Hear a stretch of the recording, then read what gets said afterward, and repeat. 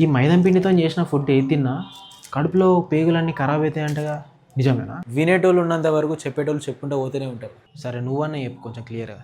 నీకు wheat grain తెలుసు కదా, మనం దాన్ని తెలుగులో గోధుమ అంటాం. అది 3 పార్ట్స్ ఉంటుంది.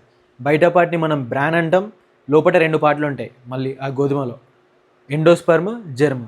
సో ఆ గ్రైండ్ చేసే ప్రాసెస్లో బయట పార్ట్ని బ్రాన్ని, లోపల పార్ట్ని జెర్మ్ని తీసి పడేస్తారు. మిగిలింది ఎండోస్పర్మ్. ఇదే మైదా అన్నట్టు. దీంతో మైదా తయారు చేస్తారు.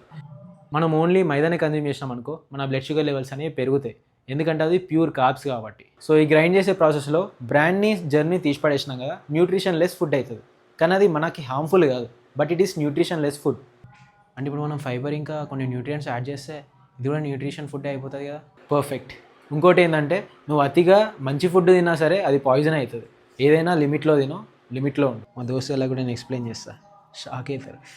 రే పిత్రే ఆగ్రా. శనగపిండికి మైదాం పిండికి తేడా తెలియదా నీకు?